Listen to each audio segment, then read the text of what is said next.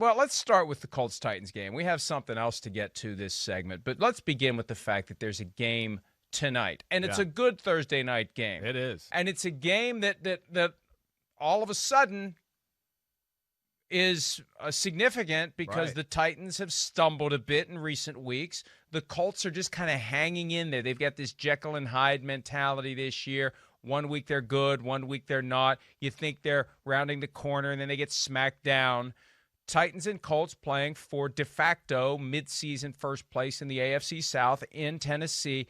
They face each other twice in 17 days. I never like that. I don't like that. Space it out. It's Colts, Ravens, Colts for the Titans over the next 3 weeks. I'd rather those games, those twice-a-year games, be spread out more. What do you think about that as a preliminary observation on this game, that we're going to see this game twice in the next 2.5 weeks? I get it. You're right. I mean, especially when it's a big division matchup, you'd like to see it a little bit more spread out.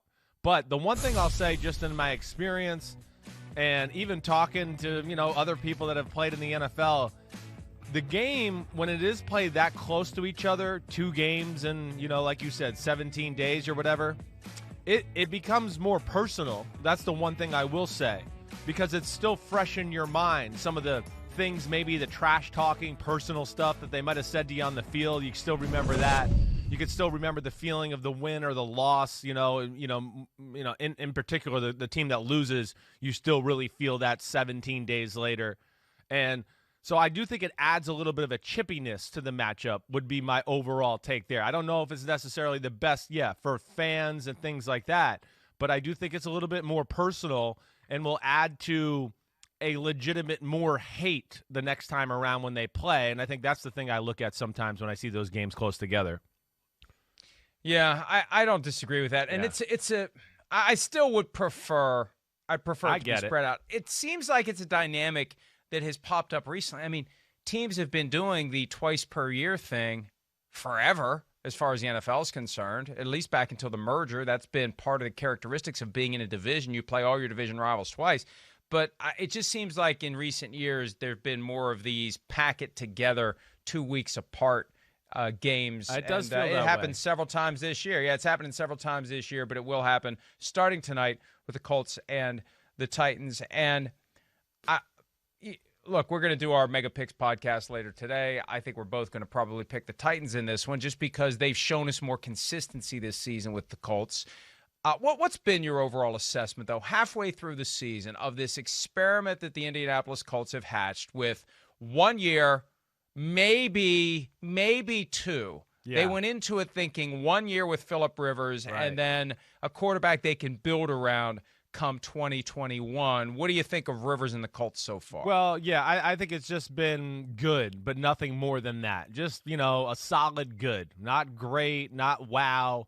It's not bad or in the middle of the road. Hey, listen, for the most part, they've beaten the teams they should beat. They have a elite unit on their football team as far as their defense is concerned. I mean, it really is. It's a big-time defense. It really is. It's Super Bowl caliber that way. But as far as the offense, I think that's kind of been the letdown of the Indianapolis Colts. There's no doubt about that. I don't have to think. There's no doubt.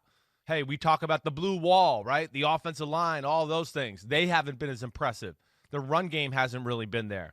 They've had some injuries at receiver that I think we've all maybe just swiped under the rug a little bit and haven't really maybe given it the notice it deserves. No T.Y. Hilton, no Paris Campbell. Michael Pittman Jr. just got back in the lineup last week.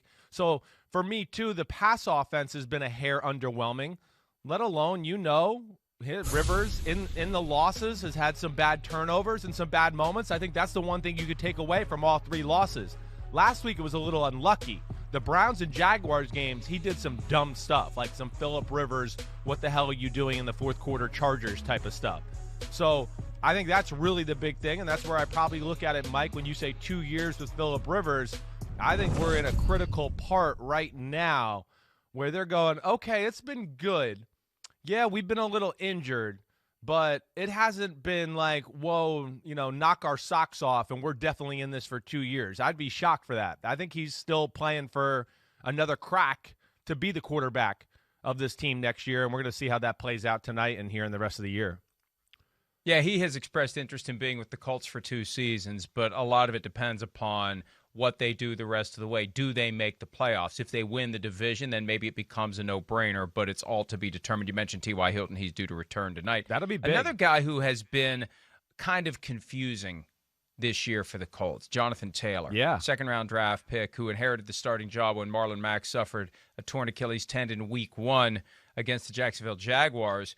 Right out of the gates against the Vikings, 101 rushing yards for Jonathan Taylor in his first game as a starter, but he has tailed off since then. He had 6 carries for 27 yards against the Ravens, and he had the fumble that Chuck Clark scooped up and jumped over Phillip Rivers in return for a touchdown. That was the turning point, really, in the loss to the Ravens last week. Frank Reich said that the team still has confidence in Jonathan Taylor. Do you? I do. It hasn't looked as good as what I would have expected coming out of Wisconsin.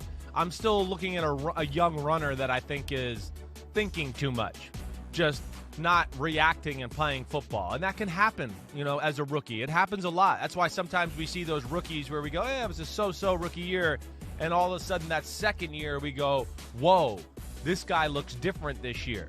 And I think Jonathan Taylor, it's not – no pedal to the metal. That's what I'm missing, Mike. We talk about that sometimes with running backs, guys who just hit the hole with abandon. Okay, I'm going to go 1,000,000 miles per hour, and then I'll figure out where to go as I approach the hole. He's a little bit more tentative right now, and between that, fumble. He's always had ball security issues, but I think the more disappointing thing too is this.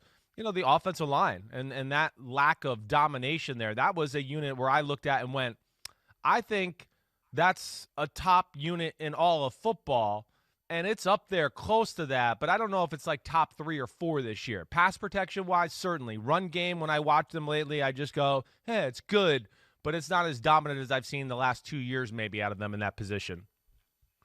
Jordan Wilkins has seen his workload increase in recent weeks. Taylor played 13 fewer snaps than Wilkins in the win over the Lions, and Wilkins had more touches than Taylor last week. Reich said there was never a discussion during the game. Let's let the other guys get in there.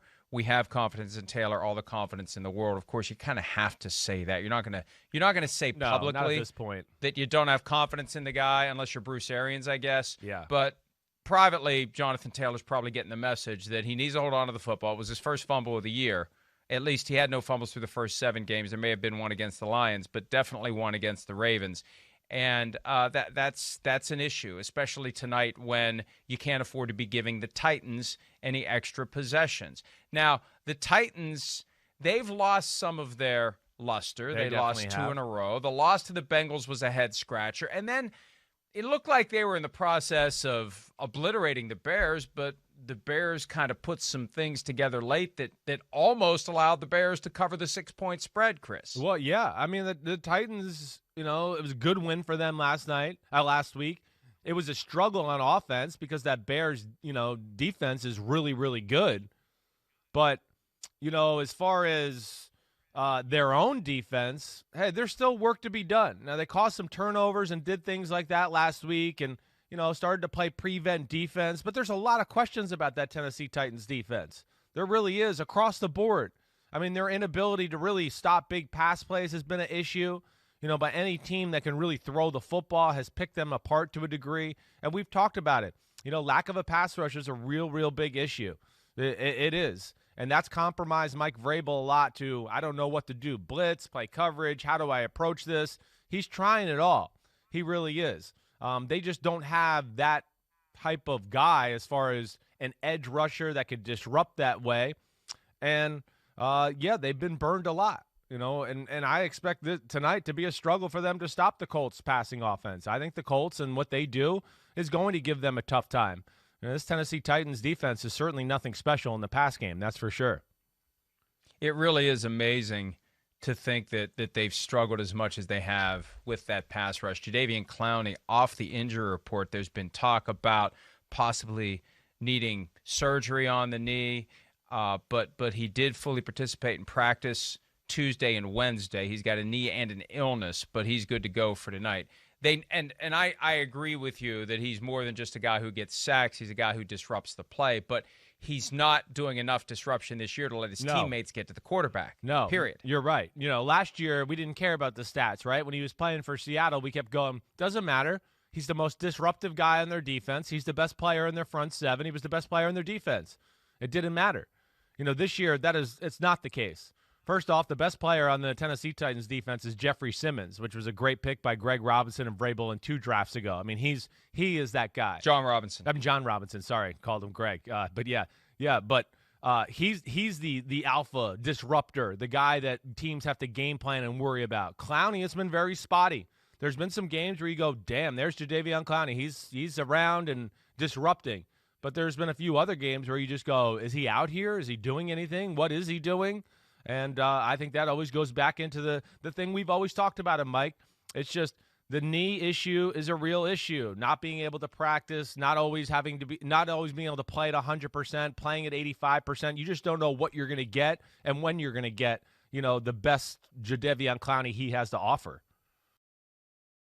Hi, I'm Mike Tirico, and thanks for watching. Make sure to hit subscribe for the latest news and highlights from NBC Sports.